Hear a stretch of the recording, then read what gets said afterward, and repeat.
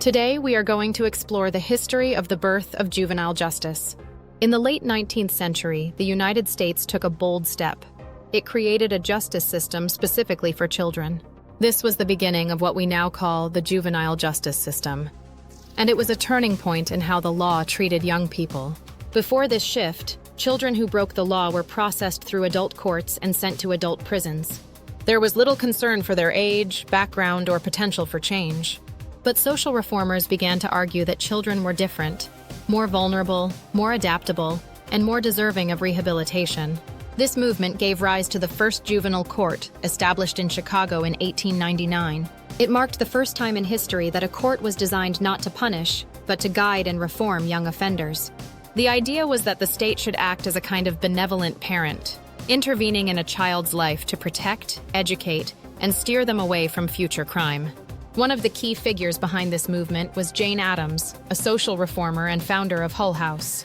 She worked directly with poor and immigrant children in Chicago and believed that the roots of juvenile crime were poverty, lack of education, and social neglect.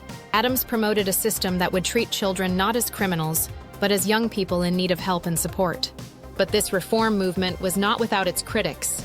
In his influential book, The Child Savers, The Invention of Delinquency, historian Anthony Platt argues that the juvenile justice system wasn't purely about compassion. Instead, it was also a tool for social control, targeting poor, immigrant, and working-class children under the guise of protection.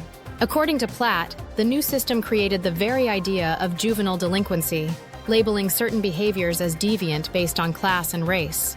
So while the juvenile court was a groundbreaking institution, it also reflected the tensions of its time, between care and control, between support and surveillance. Today, the legacy of this system lives on. The juvenile justice system continues to evolve, shaped by debates about fairness, rehabilitation, and children's rights. And it all began with a radical idea that children should be treated not as miniature adults, but as individuals with different needs and different possibilities. Stay tuned for more content about the children's rights and their history. And thanks for watching.